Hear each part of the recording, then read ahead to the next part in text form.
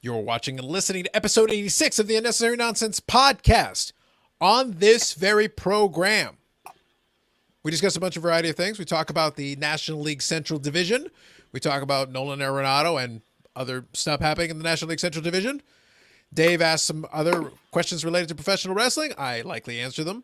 I come up with some roundabout way of bringing up David Arquette. Maybe I do, maybe I don't. I can't promise or say. Maybe it happens, maybe it doesn't.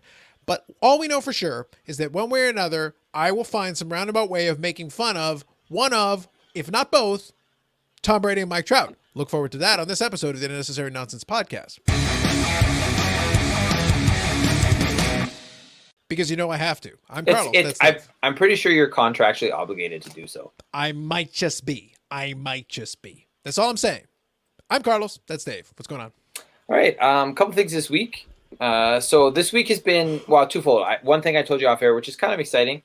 So I've started doing a little bit of sketching, different character, trying to work on like human faces, which is hard, kind of just trying to like self-teach, right?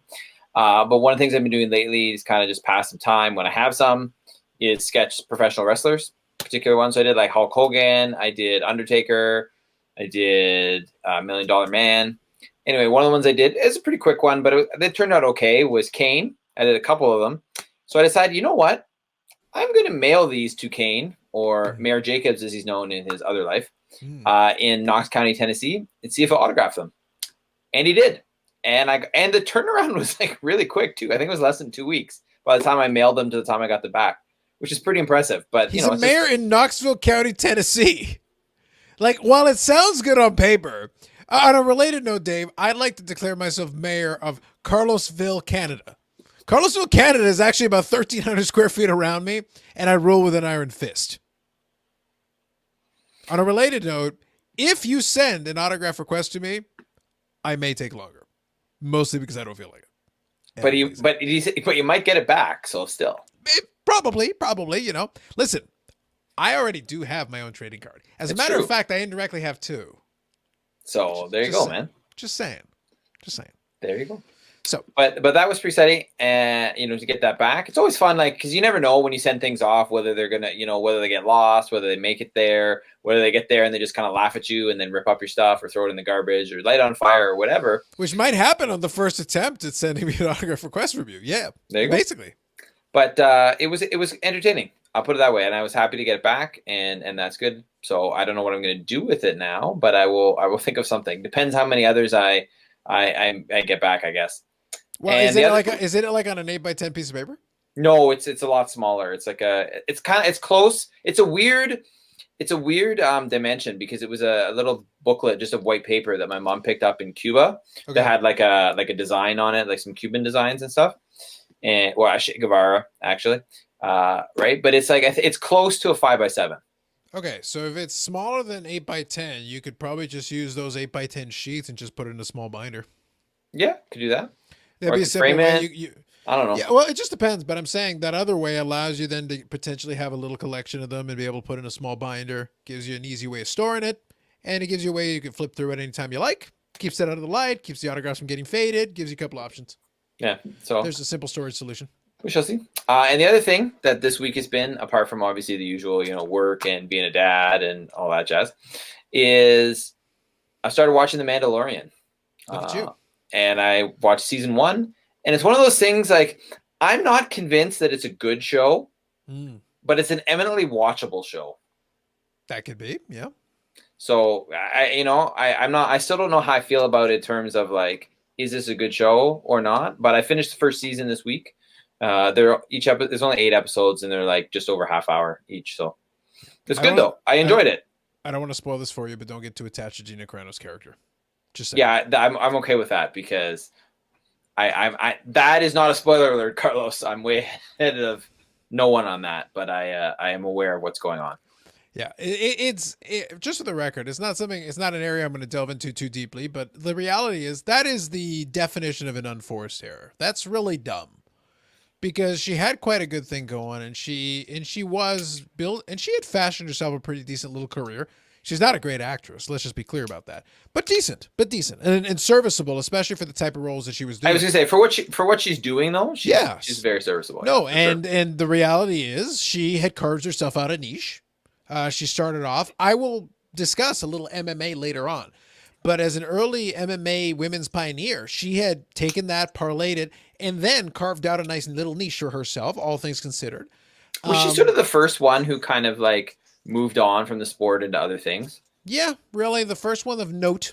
There were other ones who were around during that early era, and they've done different things, but she was probably the most famous of. She was basically the first face of women's MMA early on, in the early days. And then then it was like Ronda Rousey was. Ronda Rousey took over the real mantle after that, and then it's progressed from there. Yeah. But Gina Carano was one of the first ones, and then she parlayed it into a nice little acting career for herself, which up until recently was chugging along nicely. She was doing pretty well for herself.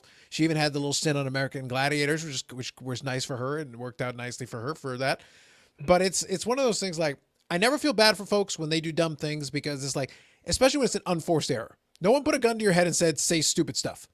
Literally no one has ever said, say stupid stuff. Well, you know what, honestly, I don't want to get into it too much too, but also that's why I kept it really general. That's why I kept it my really my thing is like, without social media is the problem. No, it isn't.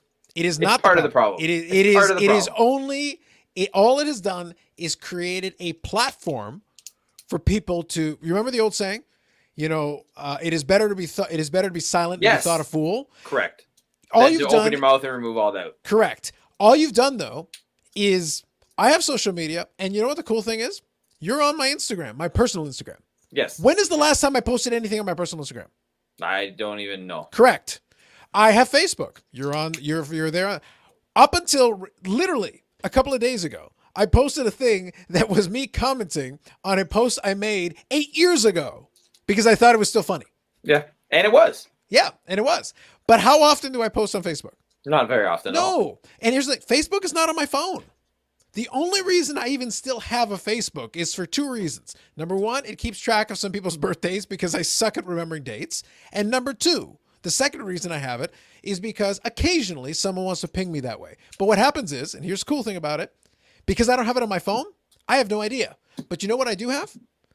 The notifications are on. So if someone pings me on Facebook, it'll send me an email saying so-and-so has pinged you. And then I open Facebook and look at what the hell they're talking about. Yeah. But I literally do not look at Facebook. It exists to me. I like Instagram, but then I just post what I want, and follow who I wish. It's very straightforward, very linear, very simple. I have Twitter, don't use it, don't care for it, don't like it. Basically, most social media, I even have a WhatsApp, and literally I use it once in a blue moon because one or two people use it. But like, I barely use social media. It's one of those things. That's the reason I got so bad at keeping track of the social media for the show. Is that like, I just hate using it. Yeah. Unless I have to. But I think you are in a minority in a lot of those categories. So. But the great irony of this, I'm a technology guy. That's true. You are. You know this. Like, I love technology in general. Absolutely. But social media, I'm just not interested. You really want to reach Carlos, people? Type a comment in the YouTube video of the Unnecessary Nonsense podcast. That's the best way of getting in touch with Carlos. Listen, I'm on YouTube so much, that might be the best way to reach me. That might be. Although you can read the Instagram, like my card Instagram, the one that's here. Yeah. I do respond to that. Yeah. So, and obviously I have your phone number and you respond to that. So yeah. So it's like, if you have my contact, then you can reach me, but social media is a hit or miss proposition at best. But the point that I'm trying to make with that story isn't just that I'm a Luddite when it comes to social media. I'm familiar enough to be able to do what I need to do. I understand the technology just fine. That's not the issue. The point that I have is that no one is putting a gun to your head saying you have to use social media in a dumb way. Yeah. You can control the rules of engagement. And if you refuse to, then it's you being dumb. I can't help you then. Like, so sometimes, you know what? Keep your opinions to yourself. I don't care if you have a platform. Shut up. I feel there should be like a thing on some of these social medias where it's like everything's timed, so you hit, like, you type your message and then you hit the thing and then it doesn't immediately go out there. So you have a chance to be like, was this a good idea? Because I think, but anyway. I think some people would still go right through that red light or yellow Maybe. light. You know what I mean? I think it's unfortunate because I definitely think there is a bit of a double standard in a lot of the way these things go down, especially on social media in some cases. There is, The, but I will say that it was I go back to my statement. This is the phrase that I use: unforced error. but Like also, there was here's the nothing thing: about can it we was just? forced. I mean, you have a history degree. I have a history degree. Can we not just compare everything people don't like to the Nazis? Like, maybe let's not do that. And then maybe there'd be like a lot less issues with social media posts. It's So like, what oh you're saying man, is, they're doing this. It's just like in Germany in the 1930s. It's like, you know, it'd be kind of cool if we're gonna do historical comparisons. Could we start comparing shit to Attila the Hun? if you want to, I mean, we could start a trend if you want. Like, but wouldn't that be sweet? Like that'd be kind of fun.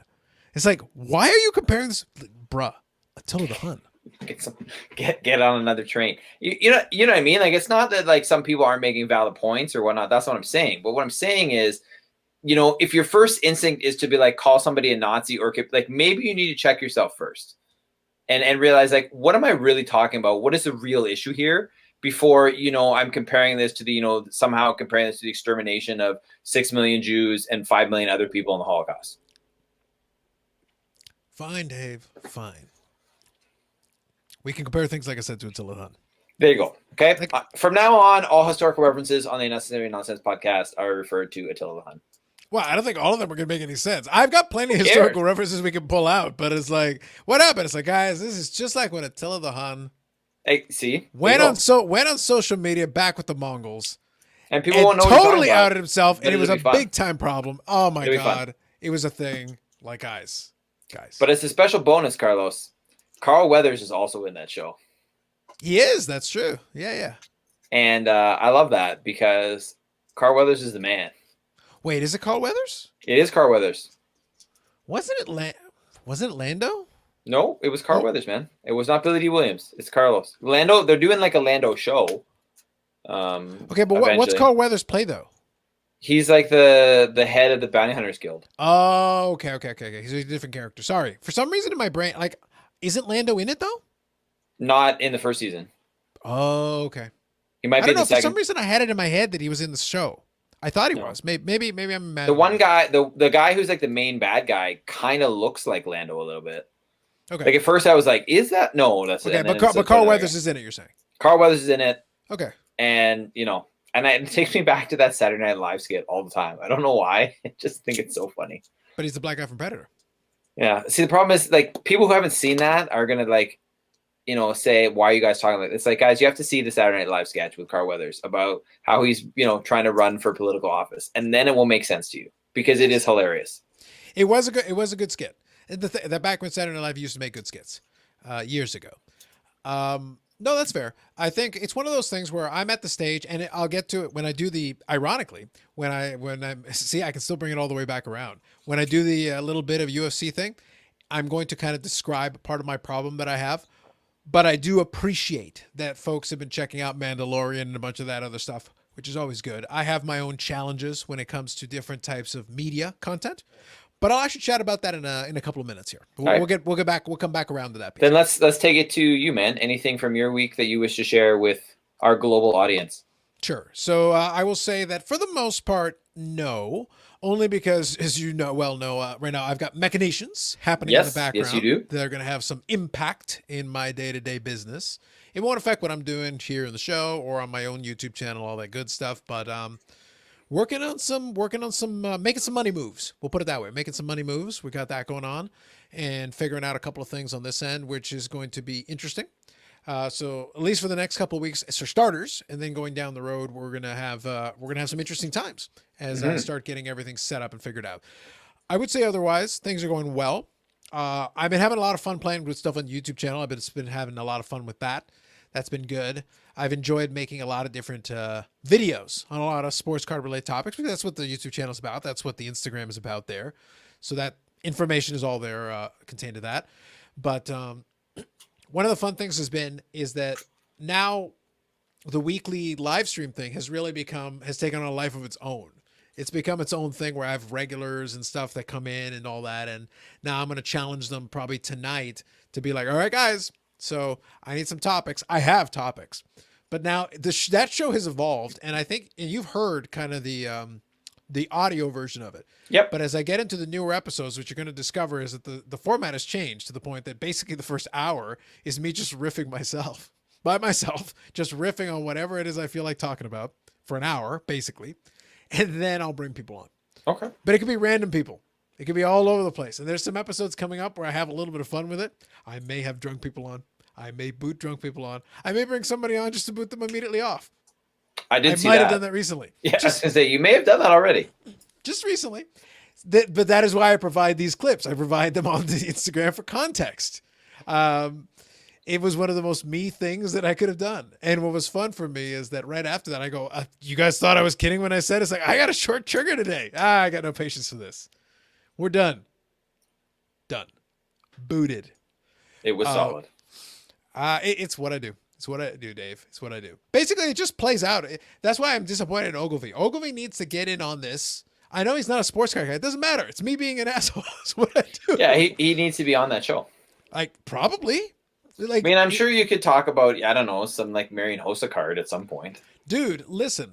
We could talk about the old Marian Hossa Shrine. That was a classic back in the day. That was good. The truth is, I think what a lot of folks are keying in on and realizing is that it is related to sports cards, but we can talk about other stuff too.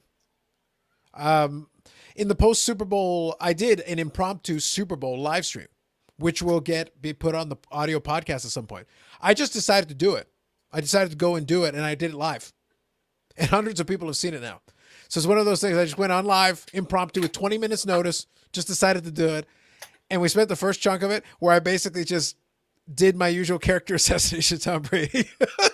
And I was like, this is what I do.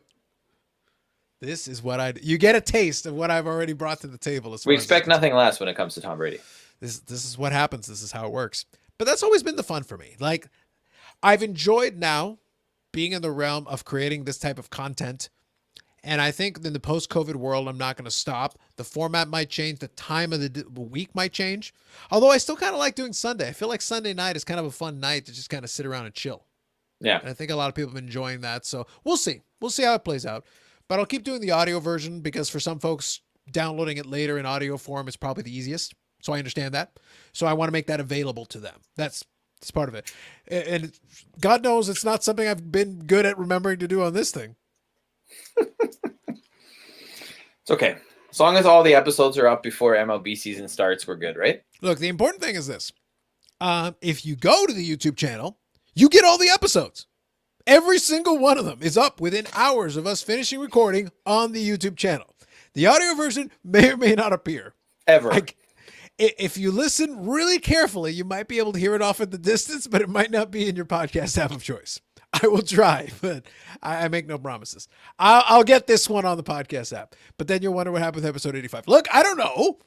Stuff happens. It's okay. What we learned in episode 85 is that the AL West is an irrelevant division. It was so irrelevant, right? the podcast never made air. Go, right?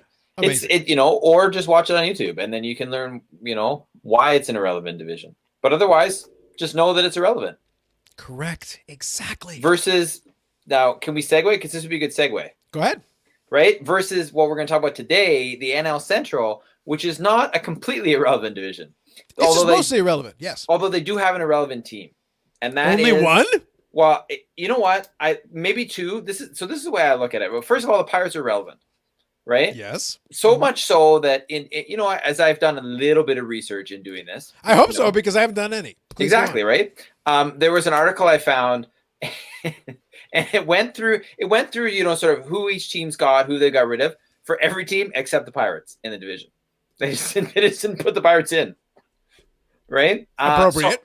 So really, like, the thing is, I'm not even sure I can hard press to name anybody who's on the team without like bringing up the roster. Okay. I don't really think there's anything of note about the Pirates other than they're probably going to be the 5th place team in this division. Okay. Right. Whereas every other team has made moves big time. So I think based on what I've seen and what I think it's going to really come down to between the Cardinals and the Brewers for this division. Both of whom made the playoffs last year in the 8-team division. The Cardinals won the division last year. The Brewers were the 8th seed in the division, but the Cardinals. Hey, Yadi Molina is back again. I can't like this guy. I feel like he may play till he's 50. Well, I think I saw a posting on MLB memes where Pujols was just talking about like how he kind of wants to retire at the same time as Molina, just because he kind of hangs around forever. But Molina was a great player, and I think he's still a serviceable player. It's one of those things where he's good enough to keep hanging around. But we'll see. We'll see how things play out as far as that's concerned. It is an interesting situation because it's like, when it comes to this division, my thought process is always this: the Cardinals are generally relevant in this division, always in the NFC. And I think more so now, considering they traded for Nolan Arenado. Correct. So really, they're always a player in this group. Even if they don't win the division, they're always around. They hang around.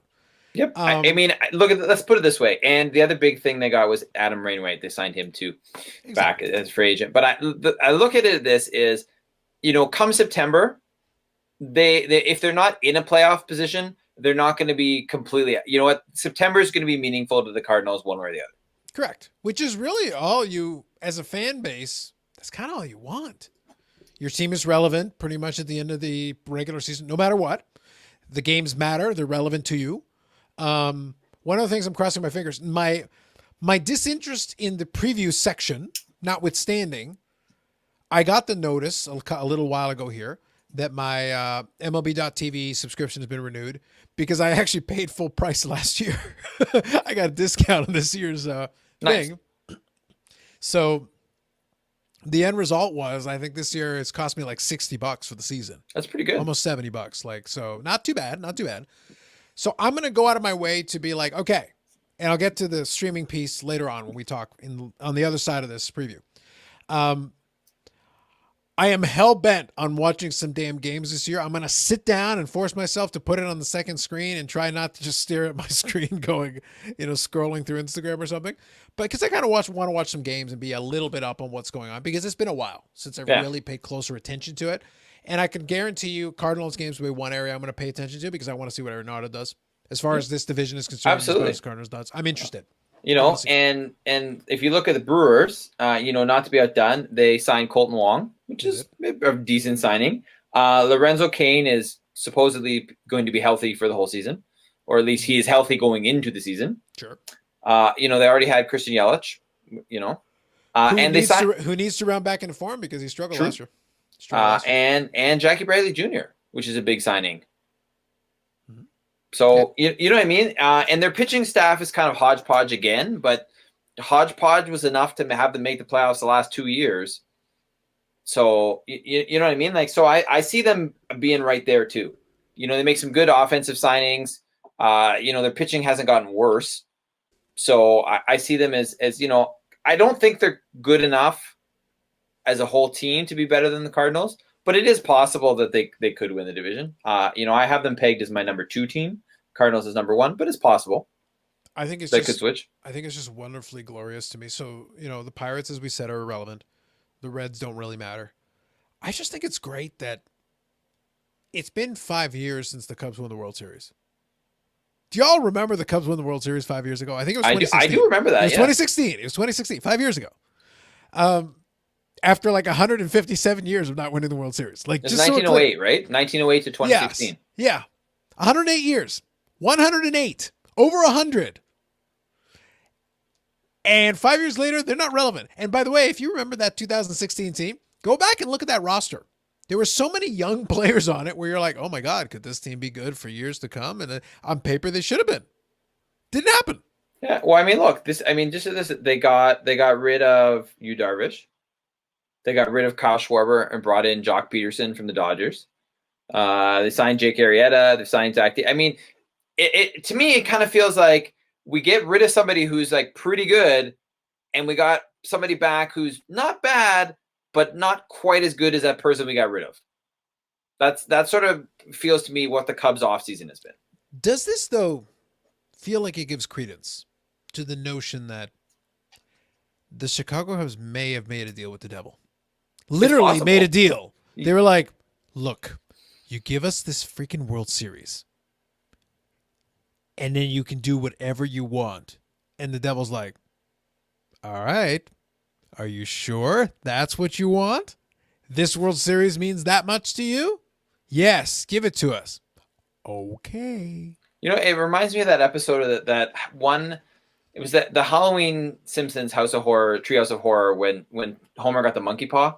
You remember that episode? Mm-hmm. Right? And he makes his wishes, and then the last one, he's like, okay, I just want a turkey sandwich. And he's like, I don't want to turn into a turkey. I don't want to and he goes all this like caveats, right? No funny stuff, right? And then it happens. He gets a turkey sandwich, and he's starting to eat, and he's like, oh, it's not bad. And he goes, the turkey's a little dry. The turkey's a little dry. Huh? Right? I feel that's sort of the Chicago Cubs right now. Well, I think they got more than the turkey's a little dry. In that case, the turkey like rose back to attack them, and has spent the last 5 years hacking away at it. But I wanted to bring it up because I'm like, it is quite possible. If you go on paper, go back, fast forward back 5 years to 2016, you look at that team and you go, this team should be relevant for a couple of years. Like it should have been. Like absolutely, there's no reason to believe that at this. Well, I mean, they made the playoffs the following year. Agreed, but what I'm trying to get at is that team had so many young, talented players that you're like, on paper, this should be good. But yes, but it was like it's one of those things where it's like they got the World Series, and then the next year they lost to the Dodgers in the NLCS, maybe right? Yeah. But it's like, and then it was like, okay, then we got to the playoffs, or we didn't get to the and it's like they were decent. But each year has been, they've gotten worse from where they were in 2016. Yeah, and it's almost inexplicable, and you have to remember because they brought in what's his name, the Wonderkind from friggin' Boston, the general manager. Oh, I want to call him Theo. Is his name Theo? Epstein? Is it Theo Epstein? I think so. And the thing is, he was able to. And it worked. Put the last couple of pieces together and then just straight in the tank. Like, yeah, and they got Joe Madden, right? Like, as their manager too, which is a big deal. Like, it all worked until it suddenly didn't. And it's like, I'm just saying it's bizarre. I'm trying to add a little flavor to this division because for the most part, I don't care about most of it. So I'm just trying to add a little flavor. I'm just like, the Cubs thing is perplexing to me. I don't understand it. Like I said, the Reds don't give a crap. The Pirates don't matter. I liked the Pirates years ago. Remember when they had Andrew McCutcheon? Yeah. And I had my Pirates hat that I would trot around with. I do remember that. And I tried to make them like my team that I was watching in the NL because they were decent. Mm-hmm. That was years ago now. But yeah, most of this division, like it really is Cardinals Brewers. Yeah, pretty much right. I mean, the thing is, and the Reds were felt like they were like building something a little bit. Well, they had Trevor Bauer, and now they don't. Well, exactly right. They're what's their like claim to fame this offseason? Well, we have a better bullpen. Well, which is a great thing if sort of that's the last piece of it, right? Their claim to fame is that they won a World Series randomly in 1990 with Rob Dibble. That's their claim to fame.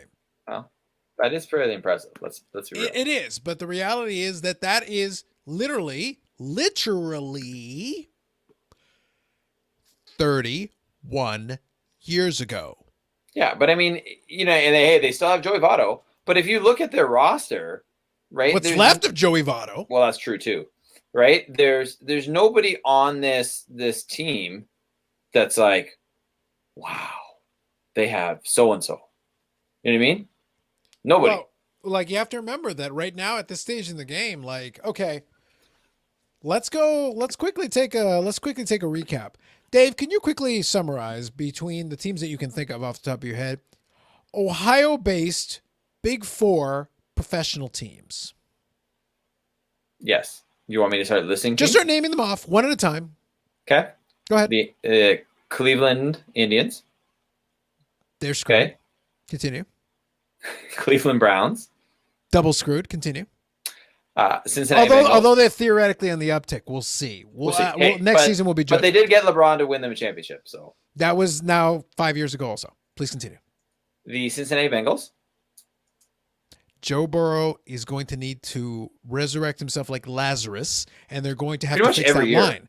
But the thing is, they're going to need a better line. I like Joe Burrow. I think he could be good, but you need to fix that because Joe Burrow, if he breaks down, you're done. Totally. He's your because only chance. because he's good. Like, he's actually pretty good. Well, but right now, based on what you know about Cincinnati, do you not see Joe Burrow being the next Carson Palmer? That would be good. Like, it would be nice if he was the next Carson Palmer. At least he could have a decent little run. Because remember, Carson Palmer was pretty good. I know, but until he got destroyed, and then bad things after that. Like, it was done. It was over. Right, and then you have the Cincinnati Reds. Not great. Continue. Okay. And then you have who have I not mentioned? You have the Columbus. So that you covered football and Blue baseball. Jackets. Yep. Continue. Okay. Right. You have the Cavaliers, which you said they're theoretically on the uptick. Mm-hmm. Well, no, the Cavaliers are not on the uptick. No, I said the Browns, Bengals. The Bengals. Browns, yeah. Sorry, the Browns. Yes, yeah, the Browns. Right. So you have the Cavaliers, who are irrelevant. They're there. They exist as a franchise. You have the Columbus Crew of MLS. Who do you see my point? Like, we really scrape at the bottom of the barrel here, guys. Yeah. Really, the state. Like, for the most part, I've been pretty good. But even Ohio. Even Ohio State football. They've had their struggles. Lately. The point that I'm trying to get at, I've been pretty good in this podcast. I've chilled back, I've laid back, I've taken it easy, but we're 30 minutes in. The state of Ohio is fucked for sports. They're fucked. They are. Like, they just are. Like, top to bottom. So it's basically the best thing. The best thing about the state of Ohio sports wise is that they have the Pro Football Hall of Fame. No, the best thing about them is that I mentioned them and said they were fucked. They're riding my coattails right now. That's the best thing they got. That's it. It's me and Joe Burrow carrying that state. I feel Joe Burrow's doing a little bit more than you are right now. At the moment, no, he isn't. At the moment, he's injured. At the moment, he is not. At the moment, I am carrying the state by myself. I am willing to allow Joe Burrow carrying the state of Ohio. I am willing to allow Joe Burrow to join me in carrying the state when he is healed up and ready to continue playing. Yeah, right. But it's true, right? If you're I'm sure they have a good AHL team. Fantastic. But yeah, the state of Ohio in sports just it's not been good. It has not. And I don't think there's any as a state, I don't think anywhere else comes close. That's interesting. I would say yes on paper. Right? Like, there's some other places that have some pretty bad teams or some history of some bad, But I mean, if you look, there's one team, at least one, where you're like, yes. Okay, from Minnesota, who you got? Okay. Yeah, but okay, fair enough. But are they as bad as Ohio? That's what I'm saying. Ooh. Right? The thing is, Ohio has a lot of teams. When we went through the list. Minnesota has they have 4, right? They got the Twins. Wait, but the Vikings have been half decent-ish the last few seasons. Look, just because they got lucky against the Saints one time, that doesn't count. And they made the playoffs the fall. They beat the Saints when, not this year, but the previous football season when nobody thought they were going anywhere. Now, they got destroyed by the Browns. The Browns went a couple of rounds in the playoffs this year. Does that count for anything? No, because that's 1 year. Whereas, I honestly, I hear point well taken, Carlos, but I'm still saying that in terms of statewide top to bottom teams, right? It's where you actually have I'm not going to talk about Wyoming or Idaho, where you don't have any professional teams or in the Big Four. Wow. Right. I'm not going to hate on those states. You kind of did, though. Or Utah, where you have nothing that matters. Oh, wait, they have the Jazz. See, we're actually the best team in the NBA right now. Now you're back to hating, Dave. Now you're back to hating. Come on. But yeah, no, Ohio, man, they're as a statewide. It's pretty brutal. They suck. It's pretty bad. Right. Even if you look at I would say Louisiana could have been up there, but you had Drew Brees, and even the Pelicans or Hornets/Pelicans, who have really basically sucked their entire existence in New Orleans. Mm-hmm. You had Chris Paul, then you had Anthony Davis, and now you have Zion. So at least you had an all-star on your team pretty much every year. Great. Fantastic. Right? Which is more than a lot of Ohio teams can say. I mean, basketball, you had LeBron, and he got you 1 championship. You know what the funny thing is? I would list Wisconsin on here were it not for the Packers. Well, that's what I mean, right? Like the Packers basically saved Wisconsin. Yes. Right. There's other places where you're like, oh, but then you're like, well, I was thinking Georgia, right? And I'm like, yeah, but the Braves had their run in the 90s, and now they're pretty relevant again too. Okay, but what's the statute of limitations? Because I mentioned the Reds won the World Series in 1990. Yeah, true. 31 years ago. But enough? I feel right. But that's a one-off. Whereas, okay, well, the Indians were in the World Series twice in the mid 90s. Yeah, but is that good enough? No, it isn't, because we're in 2021. That's what I'm trying to get at. And I don't know. I don't know where that cutoff is, Carlos. I don't know. I'd be genuinely curious. You realize, like, technically, like, if they were in more let's sports, put it this way. If they were in more sports and the Raptors had not won, Toronto would be there. Sure, right? But here's the other thing you have to say, right? I mean, we're talking states, so. But if your argument, you're like, well, Ohio and if your argument has to be, yeah, well, Jim Brown, then you suck. Listen, if you went to the Pro Football Hall of Fame, you would know the Cleveland Browns are great. Yeah, or at least they were once before there was a Super Bowl. Yes, right. I'm sorry, but the last time you had sustained greatness really was Jim Brown, right? You had LeBron, but he left. Then he came back and got you championship. But then he left again. You know who cheated and got away with this? Buffalo. Yeah, but Buffalo. That's what I'm trying to get at. I'm saying they kind of got to sneak in under the "we're in the greater New York," category, right? Because they got to cheat. Thinking that, right? And I was thinking that. I mean, like, if it hadn't been for, like, the Philly special, you could probably maybe argue Pennsylvania as well. I'd still probably argue. But then again, no. But then you Sidney Crosby and the Stanley Cups, even though I don't want to acknowledge them. I have no recollection of the event in question, sir. Right? No recollection of the event in question. None. So, yeah. So, when all is said and done, I see it shaking out as the Cardinals number 1, the Brewers number 2, the Cubs 3, the Reds 4, and the Pirates 6. I think that's fair. I think that's reasonable. I just wanted to make sure we got in here. It's true. That was basically the segment. Like, really, that's good reason. I was hating on Ohio, but it was so bad. Like, it's so bad. Let's put it this way. You know what? You want to know how bad it is? And I don't mean, like, in terms of, like, horrid wretchedness, but you could maybe think that. But walk around downtown Cleveland at night. Okay, for the record, 2 things. Number 1. This still applies. It works. Yes, the only thing that matters is Super Bowl novelty props. Correct. Secondly, you only are throwing this out because we actually were in Cleveland at night. Yes. But what I'm saying is, like, where were the people? It was us and some guys who tried to hustle us, right? But not very hard. They're like, hey, you want to get – it was almost like, hey, you want to get hustled? No, we're good. Okay, see you later. Like, that's pretty much what happened. As I was saying, man, it's like, no, we're just gonna go back to our hotel. Okay, cool. See you later. Have a good night. Hope you get there safe. I'm starting to think what just happened? I'm starting to think that aside from the novelty, secretly the reason you wanted to have a bachelor party in freaking Cleveland was just so you could have stories and not. This was all a long con, folks. A long con so that this could happen. This was a long con. And I must applaud you. It's 2 years. This is the longest. This is the longest of long cons for you, Dave. I am so proud of you right now. Thank you, Carlos. I appreciate it. This is like the moment that I am proud of you. I appreciate it. Also, did you win?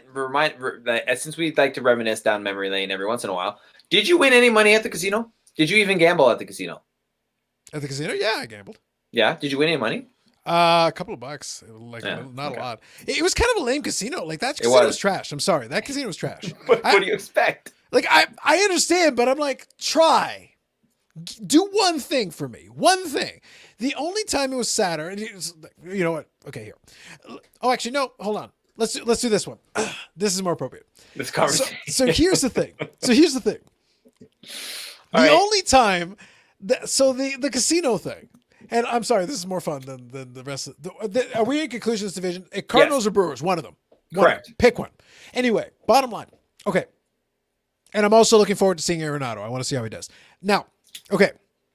The only thing that was worse than that was fucking Detroit's pathetic excuse for a casino. Oh Although my God. the food there, we did have a decent meal there. The meal was fine, but I was like, it's just so depressing. And Depressing. that was a Caesar's Palace. Like, it was a chain, like, well-known casino too, wasn't it? No, not Caesar's Palace. It was a MGM Grand. Was it MGM Grand? Yes, Right. it was Okay. the Yeah, but it MGM was still, Grand it was a It chain. was so depressing. So depressing. Oh my God. I remember, like, I believe, I don't remember exactly how I phrased it, but I was basically explaining to you guys, I was like, look, I enjoy my degenerate gamblingness. Of course. This is kind of my thing that I do. They have sucked all the joy out of this for me. Simply being here is like totally ruining my vibe, man. Yeah, and that was the night too where we walked there from the Joe Louis Arena where And that was froze when nearly to death. Yes, that's true. But then all of us were like, yeah, we're taking a cab back to the hotel. We're not walking back to the hotel for a variety of reasons. It was terrible. It was the worst. It was like, Yeah, oh my God. that was pretty bad. This is a casino. Like, you want to create this environment. It was like the saddest excuse. It was a beautiful building. Like, if you take the structure and everything and you put it in a lot of places, oh my God, the excitement that could be in the room, the fun. Because here's the thing. Most of the time, most people that are in a casino in reality, they understand that the likelihood is you're going to lose money. But what you're hopefully getting is the enjoyment of a great story. When I go back and I recount the story of Ogilvy and I being up and down at a single round at the roulette table. Yep. I won thousands of dollars. I lost thousands of dollars. I re-won the $1,000 and then I lost $1,000. In the end, I lost all the money. But it was a roller coaster ride. We can go back in the story and talk about the ups and downs, and how we ended up there. And how we should have just gone to happy hour because we had it on the schedule. If we just got to happy hour, we would have been ahead. But the point is, it's a great story. The point is, it's a great story. And it was fun. And the people at the table were having fun. You know, we were having fun with the dealer. Like, there was a good vibe. As you should, right? Like, that's how it should be. This is what it is. And I can tell you, and I can remember and think back in my head, a couple of the different folks that sat down at the table while we were on that little run, kind of popping in and popping out, people coming in and coming out. That's why I love Vegas. Vegas as a vibe works for me. Totally. Big time. I love a lot of that. In fact, I got down a little rabbit hole watching, there was a YouTuber who's more of a foodie. I don't really care about that too much, but I thought it was interesting. But they had a bunch of videos about Vegas, and recent ones, talking about different food and eating stops in Vegas, best breakfast in Vegas, best burger joint in Vegas. I'm like, all right, you're speaking my language right now. You're speaking my language. If there's one thing I like almost as much as breakfast is burger and fries. Give me my burger and fries. And then you're tacking on Vegas? I love it. I'm sold. It's like, you got me. You got me right now. But a lot of those videos are recent. I'm like, oh man, I miss Vegas. I miss it so hard. So true. I miss it so much, Dave. But anyway, the bottom line is that by contrast, that ridiculous Detroit casino is the most depressing. The most pathetic. And also they had no sports book, which is trash. Yes. True trash. Also true. Also true. What is this garbage? You don't have sports betting? Give me one thing. This would have been the one redeeming thing. You had one job. It's true, eh? That's like the only thing, you know, hey, let's do it. But no. If you're going to do a casino, the vibe is so critical. It's so key. It's a big part of like I said, Las Vegas, in Las Vegas, the reason they can get you in the casino and keep you there is because they've got so many things. You like shows? They got shows. You like gambling? They got gambling. You don't like one type of game. You want to hang out at the slot machines? Go ahead. They got slot machines at all kinds of different price points. You like poker? They got that. They got this, that, and the other thing. You want to play roulette. You want to play cards. You want to play this. You want to play that. Dice games, whatever. Yep. It's got all that.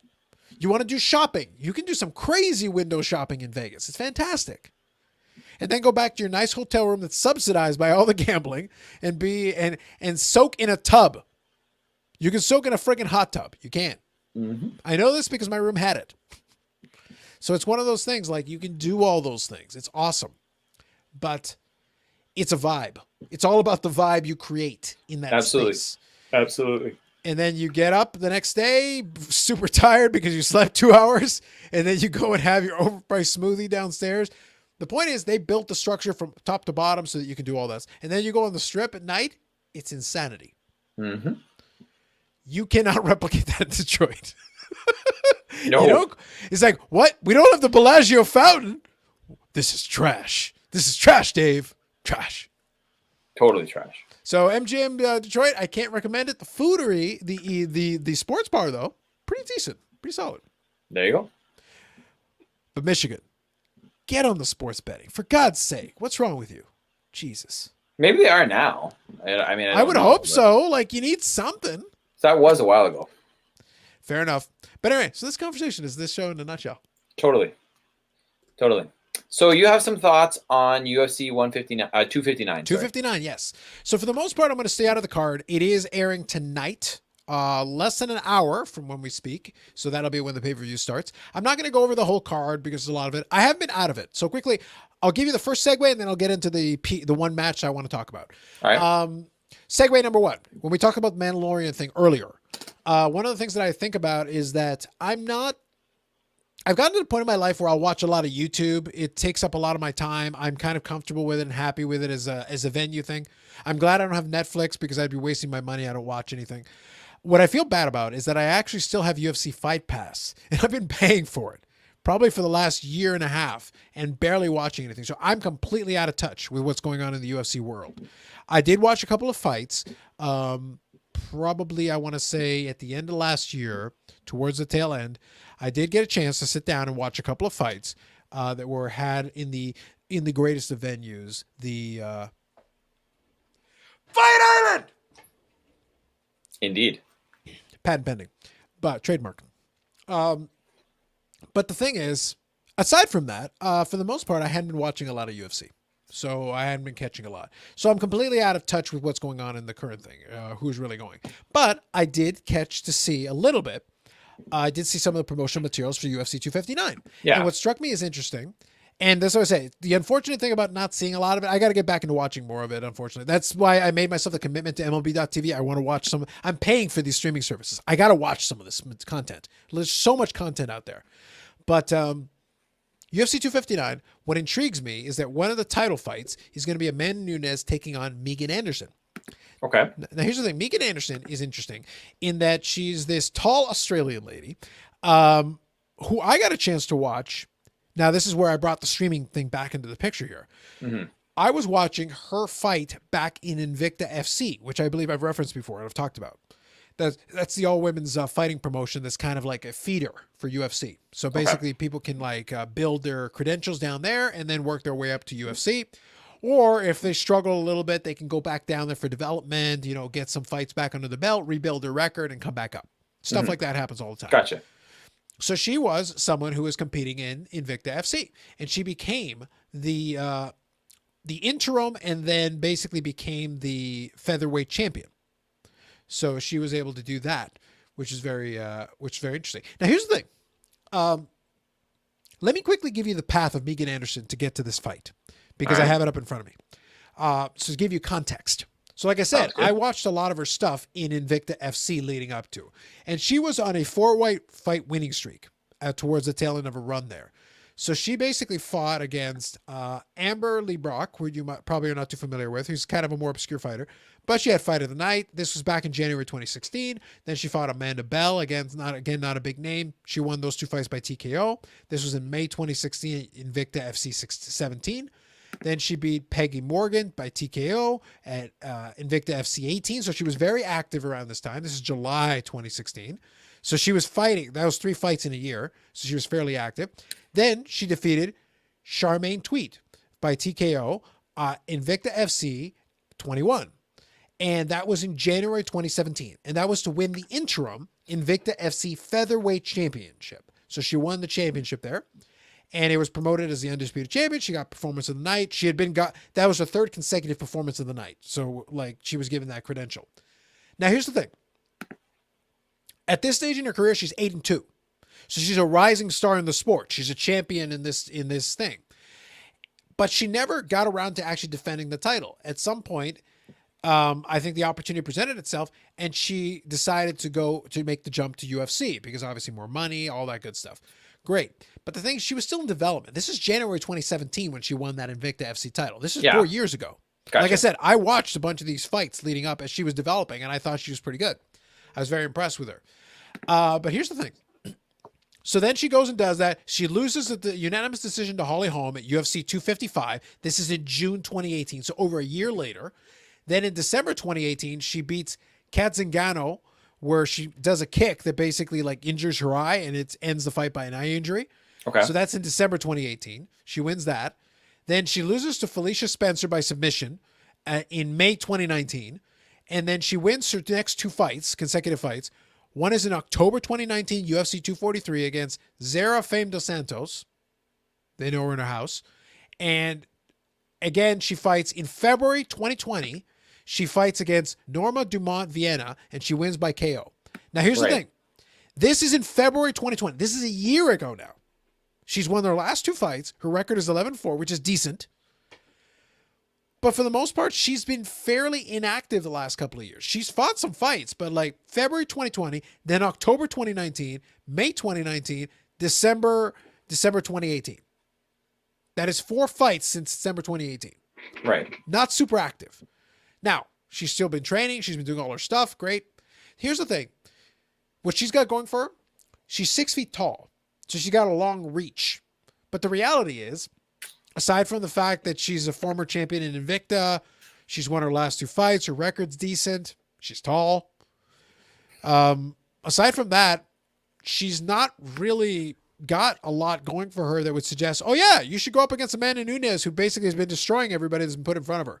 Yeah, and then some, right? Yeah, like she ended Ronda Rousey's career. Ronda Rousey's not coming back in MMA. She ended it. She also beat Cyborg, who had been dominant in her own right. So she destroyed her. And she's destroyed a lot of other fighters. And I think, if memory serves me, she also effectively ended Miesha Tate's career. Well, Miesha Tate is a former champion, ended her career. Ronda Rousey, former champion, ended her career. And think about how dominant some of these people were too that she's destroyed. They all had their runs where they were champions, and they were consistent great performers. And she destroyed all of them. Now, the reality is this is basically indicative that Amanda Nunez has cleared the division. Like, there's nobody else. She's the only one with a half-decent name, half-decent record who's won recently. And again, recently is over a year ago. So, and she has obviously being tall, she has a reach advantage. So that could pose a physical challenge for Amanda Nunez in the sense of trying to get around the reach advantage. But it's a stretch. I would bet on Megan Anderson if the odds are long enough. Because you never know, maybe a punch could land or a kick could land. Something crazy can happen. Yeah. But she's got to be a prohibitive underdog, I would think. I can't imagine her not being. But as I say, like, it's an interesting fight. I wanted to bring it up because I had the background, having seen her fight in Invicta FC. Now, the thing that was crazy for me is that she stopped fighting in Invicta FC at 2017. I'm like, 4 years ago? Hashtag I'm old. Yeah. Jesus. Totally. It's been 4 years? Really? Okay. But that's indicative of kind of where we're at now, is that they're at the stage where they're like, okay, guys, so we need to find somebody to fight. Okay, what do you want to do? Get the tall Australian. Okay. And that's where we're at right now, Dave. That's where we're at. Wonderful. I just wanted to talk about that one fight because at least I had some background on it. I wasn't just reaching around blindly trying to be like, okay, what's going on? I don't know. Yeah. So it's like, it'll be fun. I would love to see Megan Anderson do it just because it'd be kind of fun to have somebody else. I like Amanda Nunez. She's done extremely well. But the reality is that it's not interesting just to have one champion there the whole time, because eventually, in almost every instance, you do eventually see somebody step up. Oh, Megan Anderson's almost 6-1. Wager made. I was going to say. At almost 6-1, you got to take a stab. Why not take a chance, right? Take a stab. Why not? She's not winning. Like, probably not. But what the hell? What the hell? All right, done. What the hell? Anywho, so yeah, I would expect Amanda Nunez to take care of business. That would be my expectation. I mean, she is taller than Amanda Nunez. She is very tall. She's 6 feet tall. So, she's got the reach advantage. She's got the reach advantage. Like, she was. This is unfortunate for her because I think I like what she was doing. I thought she was developing well. I thought she was building. The thing is, sometimes in the MMA game, people get so obsessed in moving up to the next level that they almost forget that they have to keep developing their skills. And it's like, you do realize you kind of have to make sure that you keep building. You got to Well, keep building. it's like anything, right? It's like look at Ronda Rousey, right? Like she was so dominant for so long, and then like her like by doing the same thing, and then it didn't work, and she got destroyed, and then she tried to go back doing the same thing, and then got destroyed again, and that was kind of it. Yeah, exactly. But that was the end result. That was the problem. Is that what ended up happening is once you go in and you run into a bit of a problem with training or your development or whatever the case may be, or you plateau in terms of trying to go in. The Ronda Rousey thing was inevitable only because she was an incomplete fighter. She was an Olympic caliber judoka, judo. Absolutely. So she Bronze knew how medalist. to do that. Yeah. And the reality is that she had that in her bag, but then she also had developed a good submission game and all that. But she was a master of getting to that armbar. The problem is, if that doesn't work, what's your next thing? Her stand-up wasn't good. So yeah, her ground game was excellent. Yeah, as soon as she got into that world, she was very comfortable. She knew what to do, and she was able to capitalize and do. What people have to remember is that she was beating these people, for the most part, by armbar. There was just a lot of arm bars. And when that worked, it worked really well. And when eventually that did not work, the Holly Holm thing was interesting because the Holly Holm fight was almost the perfect storm, where it was right time, right place.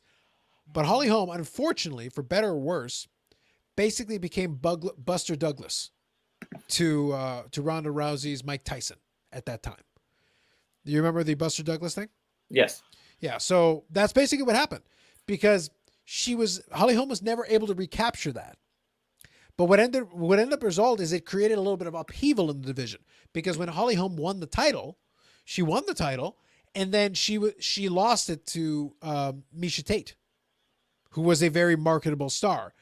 But then Miesha Tate lost it to Amanda Nunez, and then Amanda Nunez has been running with it since, which has been fine, except the problem is that eventually you're like, okay, if you clean out the division and there's nobody else, then what?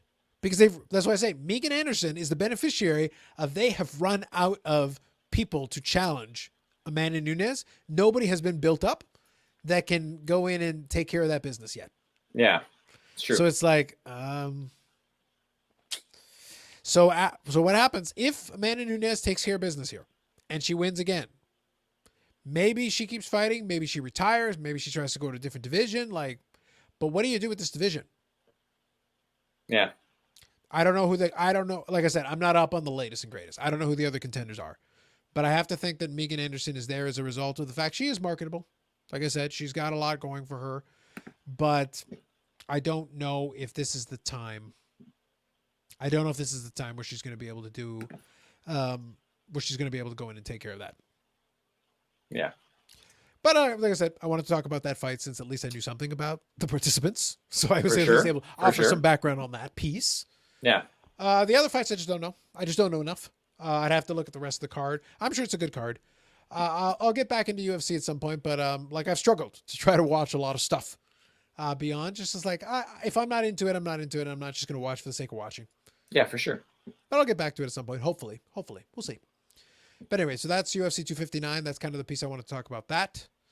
So to finalize this, Dave, is there anything in particular, wrestling-wise, that you wanted to finalize this thing with? Yeah. So here's the thing. I will say this.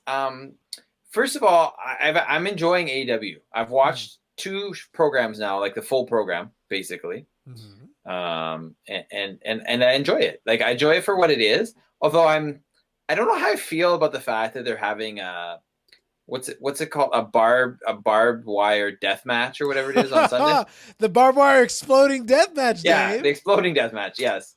Apparently that's a thing. I didn't know that. It was a thing predominantly in Japan, but yeah. Yeah, so my question is if you look at so here's 2. So first of all, do you have any speculation or any idea about who this huge signing they're going to announce tomorrow is? Okay. And second of all, how much more, or that like, because a lot of things, and I'm not like, there's certain things about Japanese culture that are just way more out there, right? Wrestling, I think, is one of those things. Yeah, How much more hardcore is hardcore in Japan when it comes to wrestling?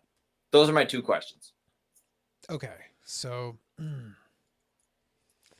that's an interesting question. Okay, so do I have an inkling on the signing? There are theories being floated out there. I'm not sure I like any of them. I'll outline for you some of the main ones, okay? One of the main ones is CM Punk. Not likely. I don't think so. I think if he wanted to come in, I think he probably would come in at a different time. I think he would come in as kind of a surprise, and I think he would come in with a bigger audience. By the way, negative points to AEW. Traditionally, they do their pay-per-views on Saturdays, and if they had done it this Saturday, I would be like, all right, let's do this. And as soon as I'm done, I have the PVR going, I'd be watching the pay-per-view. I'd have ordered it. I'm not going to order it for Sunday because I'd like to do my live streams on Sunday. So I'm not going to be able to watch it. Although I might think about ordering it and doing the recording. Maybe. I'm thinking about it. But it's like, I'm iffy. But at the same time, like, the card is interesting to me. Like, that card is very interesting to me. There's a lot of pieces there that do interest me.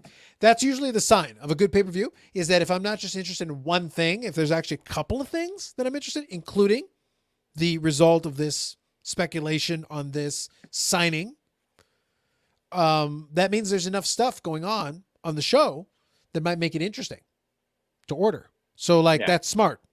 But doing it on the Sunday, like, guys, you're killing me. You're killing me. I'm going to think about it. I have tonight to think about it a little bit. Yep, for sure. CM Punk is one of the speculations out there. Brock Lesnar is one of the speculations out there because he's technically a free agent. Technically, his contract expired with WWE, but he's always been on like a as needed, show up and sign a big deal and then kind of do some shows and do whatever. Now, that would be a legitimate big signing because WWE probably has plans for Brock Lesnar, and if they signed it from under Vince McMahon's nose, it would actually get buzz. It would. The danger here, and I'll give you a couple more names here in a second, but the danger here is that Tony Khan has this, he's very smart in many ways, but he's also likes to court danger. And when I say he likes to court danger, is that sometimes he will build something up to being really great, where like, I'm like, you better make sure this is great, because if you're going to build it up, you'd almost have been better off making it a surprise if it's not going to be at that caliber. If you brought in CM Punk, you'll get some buzz from the wrestling folk. If you bring in Brock Lesnar, you'll get some buzz from the wrestling folk and from the mainstream media folk, because that's a big get. Right. And it's also like a shot across the bow to WWE. It's kind of a big deal.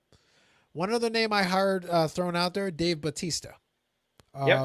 He's at least an actor. He's a star in that regard, in that world.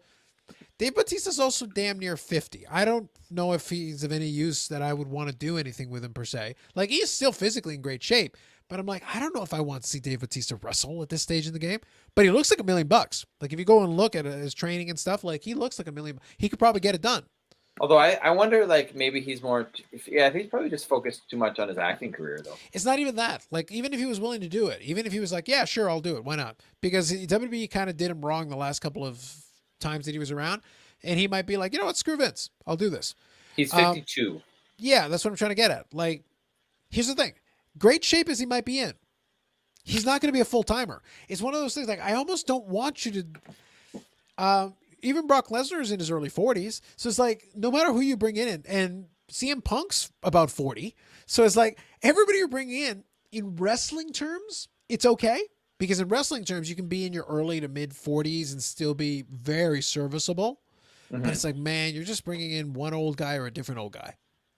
Like that there's all the names I've given you, their average age is like 43. Their average age. Yeah. It's not great. Another name I heard is Christian. And I'm like, okay, well, I like Christian. He was a great wrestler. He's not a big name per se. He's a name, but he's not a big name. Yeah. I've heard Booker T, again, old. Like, what are you going to do with these guys? If you're not going to have them wrestle, then what are you going to do? At some point, if you're going to get somebody, like, you want somebody who's a little bit younger, I would think. But who do you got? The problem is like That's true too, right? That like isn't, that isn't under contract already, right? correct. So that's kind of the problem is like I feel like they've put themselves in this weird corner where it's like, what do you think you can get? Like I said, I don't doubt that they have somebody, but I'm like, who are you going to get that's going to move the needle? There's not a lot of people out there Mm-hmm. that right now, this moment, could move the needle. Not a lot. Yeah. And then what say you go with a younger guy who might have the talent, because Paul White's statement was Hall of Fame quality talent. Well, that's a very broad definition. Yeah. What does that mean? Does it mean, and the other thing is like with wrestling, right? Which Hall of Fame too? Because there's, at least I know of at least 3 different Sure. But I'm Hall of saying, Fames. like, imagine for a moment, again, are we going back to the old well? Kurt Angle? Maybe, but Nash? again, he's Kurt Angle's in his 50s too. But the point is, none of these guys that I've named I want to see wrestle. Not a single one. Except maybe Christian. Like literally, Christian might be the best verse. And he's just come off a catastrophic injury not that long ago that put him on the shelf for a long time. But he can probably wrestle. I think Christian is probably the best physically capable to wrestle out of all the people I've named so far. He's 47. Are you seeing my point? Like, it's not good. There's no scenario. And if you go the other route and you go like, okay, potential guys who have built a good resume elsewhere who could be like Hall of Fame caliber, you're going to get an EC3. He looks like $1 million. He's got an interesting gimmick. Most of the audience doesn't know who he is. So you just put yourself in this position. Okay, so you get a name that people know who's old, or you get a younger guy who can go in the ring, but nobody knows who the hell they are right now. So you're going to have to introduce the audience to them. But you made it into this whole big buildup. Yeah. You kind of put yourself in this weird position where, like, you're in a position to overpromise and underdeliver, unless you get one of the name guys who are old. Yeah. And like they're really hyping this too, right? Like they're really hyping it. Almost everything else is a disappointment now. So you've basically put yourself in a position where, okay, so pick which old guy you're going to get then. Which one? Yeah. I don't know. So I listed off a whole bunch of names. I really don't know. If I was going to guess, thing is, I really don't believe CM Punk. I really don't believe Brock Lesnar. I would have to go like a Christian, somebody like that.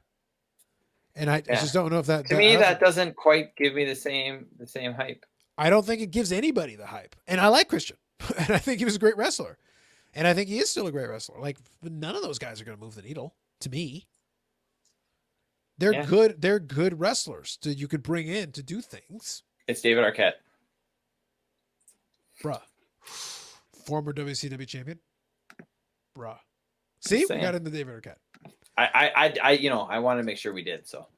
I would have brought it in anyway, but good on you. Good on you for all right. So then take me to this, like, so Japanese wrestling, which I don't watch. And obviously there's some crossover, as we've talked about previously. I think we've talked about it on our program about the relationship to certain Japanese wrestling organizations in AEW. Is it like that much crazier in Japan and that much more hardcore for like a specific, like a hardcore match? Like the exploding barbed wire death match is a Japanese thing, right? Predominantly yes. And we're going to see one. Well, if you watch it, you're going to see one tomorrow. So yeah, is it that much crazier, or is it just, I don't know. Tell me, Carlos. So, how do I put this? I wanted to make sure I had my references with me as we were talking. Okay. So quick story time. All right. Once upon a time, back in the day, there was a really strong community of tape trading. Yes, kids, we're going to talk about VHS tapes. Whoa. Back in the day, this is late 90s now, mid to late 90s, there was quite a tape trading trade. And I don't think I have it anymore. It's been a long time. And I don't have a VCR anyway at the house, so I couldn't do anything with it. Once upon a time, on eBay, I bought a tape that included Japanese death matches. Okay. And including barbed wire, exploding death matches, the whole 9 yards. So short version is, yes, Japan, I would say, has more extreme, what's considered death matches. Part of that is because the Japanese culture, in that sense, likes to push the envelope of extreme. They're an interesting folks in Japan when it comes to their entertainment are interesting because if you really go and look at a lot of different TV shows and stuff that like get popular, just think about it this way. They're willing to push the boundaries of a lot of different stuff. There's a lot of styles and different like theatrics and different things when it comes to entertainment. And we'll stick to professional wrestling here. But when it comes to professional wrestling, like they're willing to experiment and try with a lot, pushing the genre to like its weird logical, because you'll have some matches where you'll have people dressed up in costumes wrestling each other, is pretending that they're these characters, and the way the characters are portrayed are weird. Like I'll give you an example. Kenny Omega, who's going to be in that death match we're talking about. Kenny Omega wrestled in Japan for years. Yep. But in addition to the many things he did in Japan, and he did a lot of stuff in Japan, there was a match where he literally wrestled a 9-year-old girl. Yes. And he found a way to make it work. But it was weird. And he's done a lot of weird matches. And there is a lot of wrestling characters in Japan that don't really translate to an American audience. And they've tried. Because AEW plays around with that because when it comes to the women's division, Kenny Omega, at least previously, I don't know if he still does, had a lot of say. So he would bring a lot of his influences. He liked what were called the Yoshis. I might be mispronouncing this, so I apologize. But I believe they're called the Yoshis. And it's a bunch of these ladies who have all these like extremely over-the-top gimmicks. Literally one of the wrestlers like goes by the moniker the Magical Girl. So she like dresses up in this like weird getup. And like they'll have these things where, and you've got one Sakura or something. The name, like I said, I apologize. The names are kind of blurred for me right now. But she like would do this gimmick where she'd dress up like Freddie Mercury and like do like a "We Will Rock You" thing. And it was just like this very theatrical style of wrestling, like very theatrical. So that's like one extreme, super theatrical, over the top reliance on this gimmick, and the gimmick is the thing, and the show related to the gimmick is the thing, and they'll have all these things going on, all these spots related to highlighting these gimmicks and these personalities and doing all that. That's one extreme. The other extreme is something like a deathmatch. Deathmatch, exactly. It plays into like this, what they call like the fighting spirit. The fighting spirit is like one way of explaining it. And you'd have all these wrestlers from Japan that would come in, and their reputation would be, this came a little bit later, I think, but their reputation would be in something called strong style. And strong style is basically like, okay, so this is still professional wrestling, but I'm going to come dangerously close to driving my elbow through your skull, basically. So I'm going to hit you. Yeah. I'm not trying to knock you out, but I'm trying to almost knock you out. So it looks like I'm trying to knock you out because I almost did. Right. So like you come dangerously close to be like, so you guys actually fighting, right? It's like basically, but not exactly. Mm-hmm. I'm not trying to land a knockout shot, but I'm trying to land out your forehead's bleeding because I just busted you open shot. Right. So like you're right up against that line, hitting super hard hitting. ECW used to have a lot of matches with this. And there was a guy named Masato Tanaka who still wrestles because he's insane. And he used to have a series of matches against a guy named Mike Awesome in ECW. And if you go back and look up Mike Awesome and Masato Tanaka, and you can probably find it on YouTube, probably, I would guess. They had a series of matches where basically, I think they were trying to murder one another. Okay. Because basically Mike Awesome would like drive a chair through Masato Tanaka's skull like 500 times a match. And then they would jump and then they would like leap off and then like drive each other through tables on the ground and then hit each other with a chair and then drive them through another table and then hit him with a chair and then hit him with a finisher and then that wouldn't work. And then you hit him with a chair and then you've hit him with a finisher and then you hit him with a chair and then you hit him with a chair and you hit him with a chair and 45 minutes of chair shots later. It's basically like, you ever seen Family Guy? Chair shots. You ever seen Family Guy? Yes. It's basically like Peter Griffin versus Chicken, except it was with chair shots. Endless chair shots. That's a good analogy, man. But that's basically what it was. It would just be like, and I was sitting there, and this was in the late 90s. This would be like 1999. And I'm sitting there at 16 years old just watching this going like, how many chairs do you have? Are you just going to hit him with every chair in the building? Is that what's going to happen here? And I was just sitting there, and I was mesmerized. I was just like, how many chairs are you going to hit this man with? Oh, all of them. Imagine, I thought the next logical step, and I thought if Mike Awesome had stayed in ECW, eventually they would have the blow-off match where they would have gone to a chair factory. Because that's the only way they could get enough chairs, Dave. The only way they could find enough chairs to hit each other with to end this feud. That's a lot of chairs, man. It was so many chairs. Unbelievable. So many chairs. So, to be clear, those matches were not death matches, but they might as well have been because I was getting concussions watching.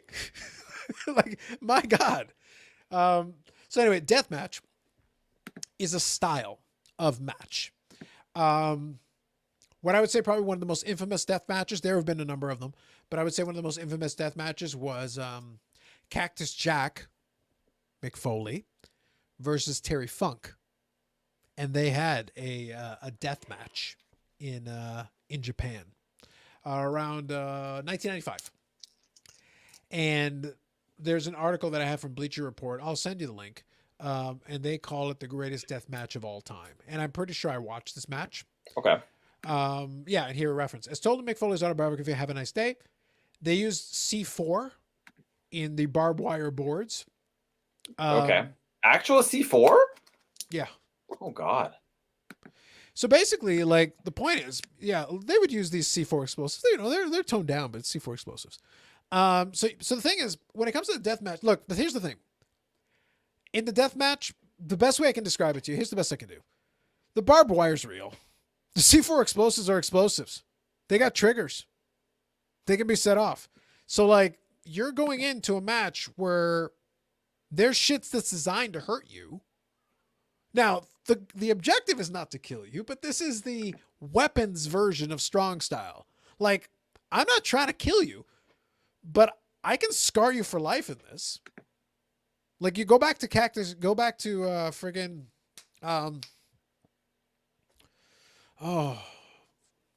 a blank right now. New Jack. Thank you. New Jack. Okay. Yeah. Go look at New Jack's forehead. That shit is from barbed wire. He wasn't necessarily in death matches, but he competed in barbed wire matches. That forehead is destroyed from barbed wire and things of that sort. It's not just razors and things. Like, it's destroyed.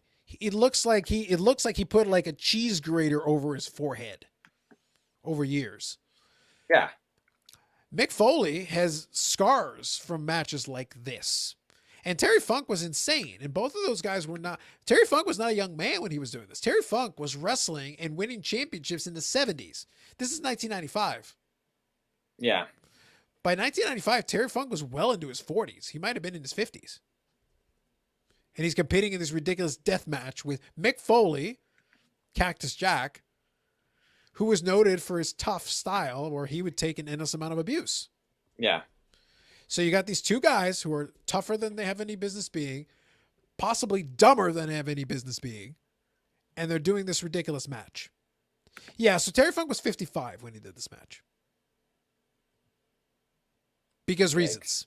Yeah, of course. And they have this ridiculous death match back then. And like I said, I don't remember too much of it. It's been years since I've looked at it. But I definitely watched it. I know I did. Because that was in the deathmatch compilation. And there was a whole compilation of matches in that one. Lots of barbed wire, lots of C4 explosives. It's a very violent type of match. Now, here's the thing. John Moxley, Kenny Omega's opponent, he's competed in death matches before. He's familiar. So it wasn't brought up by accident. It is kind of his style of match. I'm very surprised that AEW would go that route. But I guess they kind of need to in order to have this be a blow-off match. My prediction, Kenny Omega wins with some chicanery because John Moxley has to go to Japan to defend his United States IWGP Heavyweight Championship. And he's going to have to isolate in Japan for a while, so he's going to be away. Okay. So I think in order to accomplish that, I think this is going to be an excuse. This is my prediction. I think this is going to be an excuse for him to be taken off TV for a while so that he can be over in Japan, defend the title, probably drop the title to Kenta over in Japan. And then eventually he'll come back. But this would be an excuse to kind of get him off TV for a while, I think. That's why it has to be a really violent style match. But I don't know why you would go all the way to the death match. I was like, okay, sure, yeah, okay.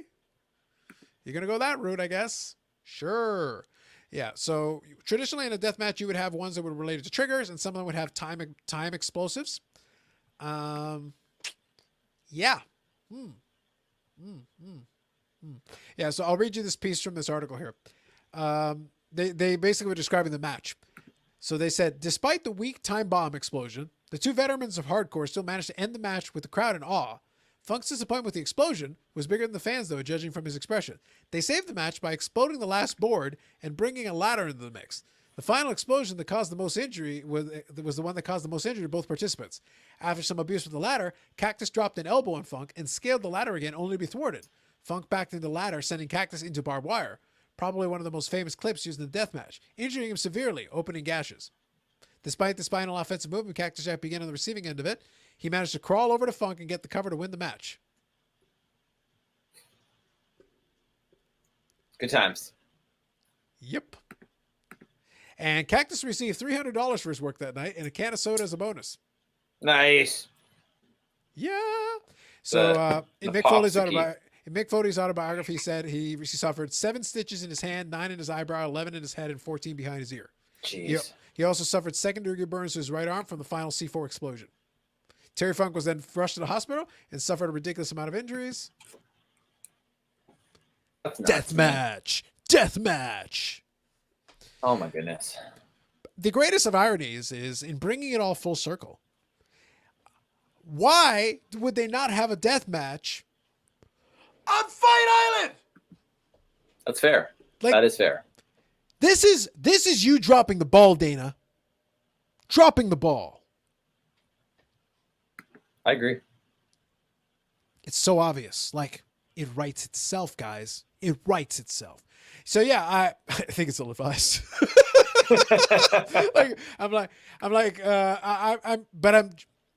I can't pretend. I can't pretend that I'm not interested. I've seen death matches. They're brutal. At the end of the day, I'm back to my original thing.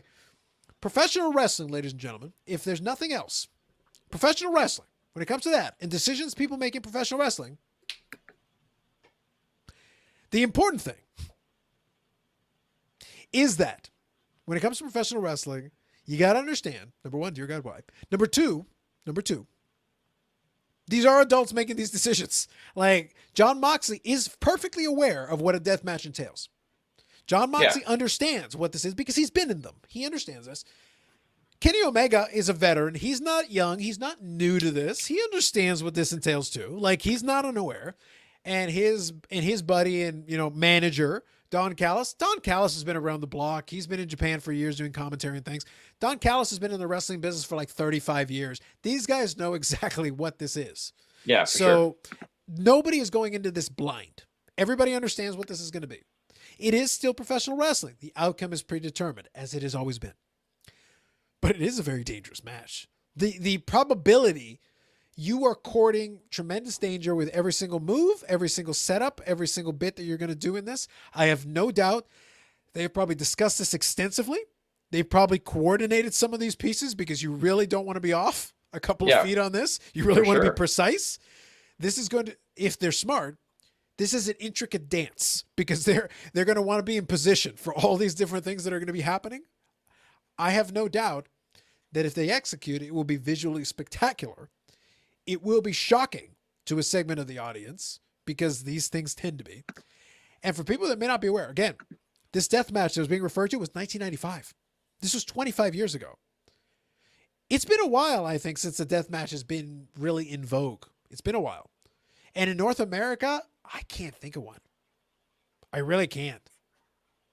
I can't think of one that's happened in North America. So this might be new for a lot of folks. And I'm sitting there like, I know I watched a deathmatch compilation VHS. So I'm clearly familiar.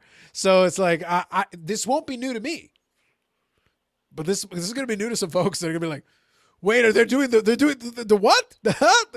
With the explosives and the barbed wire and the things and the, as on a related note, John Moxley is expecting his first child soon. That's how you want to start. Oh my goodness. Let's start with a death match, guys. I think we understand now, Carlos. Thank you. There's some questionable decisions to be made here. Like, okay, you could find a different way to blow. You know, you could have just had him run over by a car and said he did it for The Rock. Like, why? We Yes. we can write Dear God, people why? off. We can write people off. There's different ways to do it. You don't have to go It's straight true. to the deathmatch pros. The only thing also, jokes aside, the only thing that I think is a little bit questionable about it is that, okay, so you're going to deathmatch, right? And if my prediction is correct, this is a way of getting Jon Moxley off TV for a while and blah, blah, blah. Great. Makes sense. But you're not going to be able to revisit this feud for a while.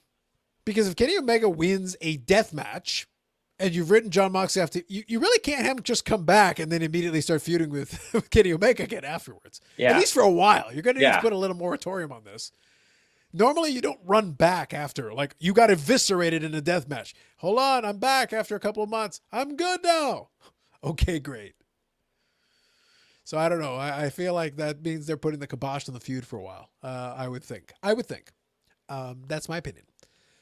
So, yeah. Hopefully that gave you guys... I had to give you a lot of background because there was a lot. There was a lot to take in. And I had to give you a lot of context on that one. But hopefully that helps. Hopefully you understand a little better now. I do. Thank you. I'm genuinely, I've basically talked myself into it. I kind of got to see this. It's been so long. Single tear. Nostalgia. I like it, Carlos. Hey, I what like are you going to do? It happens. So there you go. That is a little bit on the death match. I'm hardly an expert. I have seen my share of them, but it's been a while. But yeah, there's a whole subculture. Good old tape trading, man. Back in the day, a lot of tape trading. Back in the day. Memories. Memories. Oh, well. Anyway, so that's it for me. Anything else we want to address? Is that good? I think we're good, man. I think we're good. All right. So then that means that we are at the end of the show. So it means we've gotten in all my traditional bits. Of course, I want to leave you all with wise sage words, but I'll leave that right here at the end. But first... the Unnecessary Nonsense podcast is available on iTunes and Spotify when I remember to upload it. Mostly it's on YouTube. Look, it's on YouTube. Just watch it on YouTube. You were able to see my gesturing. You were able to see the look of slow, abject horror on Dave's face as he realized, so how many chairs is that? Chairs, Dave! So many chairs! So many chairs. But anyway, so you're able to get that, get the full impact and full effect. And of course, all the various signs I put on the screen, that's critically important. But yeah, as we wind down episode 86 of the Unnecessary Nonsense podcast, I need to leave you with some very careful and wise words. So first, I give you a quote from a great philosopher king. So that's first. Second, Tom Brady's overrated trash, and so is Mike Trout. I wasn't going to leave this episode without mentioning that. That's very important. People expect it, Carlos. People expect it. Let us never forget that Tom Brady's overrated trash, and so is Mike Trout. Very important. I need to make sure you all understand that and hear it. That is key. And also, Detroit, step up your game. That is a really depressing casino. Really depressing. That's also Super very depressing. true. And Ohio, my condolences for everything sports related in your existences. Everything. Literally everything. Damn. Indeed. And on that note, that ends episode 86 of the Unnecessary Nonsense podcast. We will catch you in the next one.